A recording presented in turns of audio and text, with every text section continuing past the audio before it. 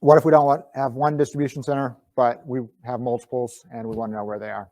So the client here is a national direct-to-consumer, which is another way of saying e-commerce, vitamin and supplement manufacturer. They were introduced to me, and basically they're on a real growth path, which is great.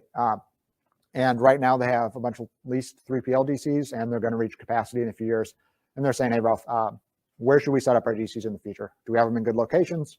And if we do, where else should we be building? Or if not, where should we be leasing in the future?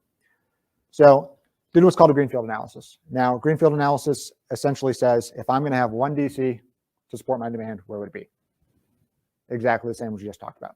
But it can also, then Greenfield goes, if I have two, where should those two be?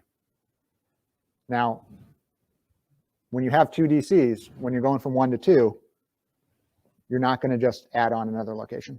So like if you have a national continental United States demand, if you're going to have one DC, a center of gravity study would say somewhere in Missouri, or roundabouts, center of the country. If you have two, there's going to be one in Pennsylvania, support the East Coast, one in roughly Nevada, support the West Coast. So that's free advice to you. But you need to realize Pennsylvania and Nevada, neither of them are in the middle, right? So if you're going to have one DC, that's a different answer than if you're going to have 2 versus 3. And so a Greenfield analysis says, if I'm going to have 1, 2, 3, 4, 5, what are those locations? And then how far on average would my customers be to the closest distribution center in those? And so for this particular client, it actually confirmed that their current DCs were in good locations. So that was good to hear, good to tell. And I suggested to them, as you're growing, if you need more capacity, this is the next location that I'd recommend you try to find some warehousing space in a couple of years.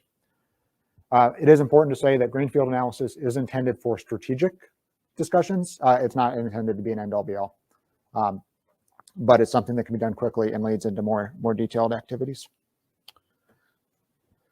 And it's important to say that there's a couple types of Greenfield analysis you can do. One's called a pure Greenfield, which is exactly what I described. Start over. If I didn't have any, where would I put them?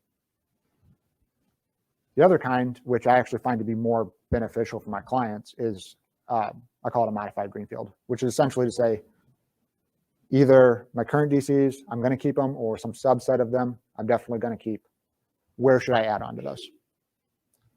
It's kind of saying there's 2 different starting points for my decision-making process, and there's 2 different ways you can approach it. Both are considered Greenfields.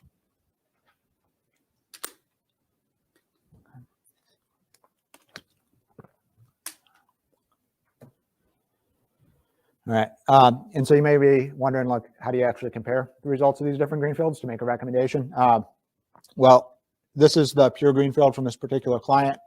If they were to have one DC, you actually can say, well, on average, how far are the customers from the distribution center?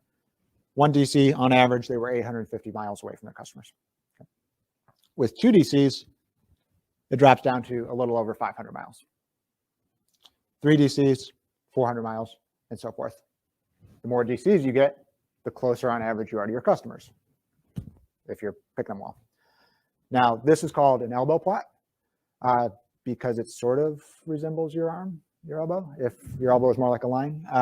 And so when you do an elbow plot, what you actually see is that as you add more distribution centers, eventually that crook in your elbow shows the point at which adding more distribution centers may add warehousing capacity, but it doesn't actually get you closer to your customers. And so for this particular client, said, between 7 and 9 distribution centers is probably, in terms of metropolitan areas, probably about the maximum you should be considering because any more is not going to get you any closer.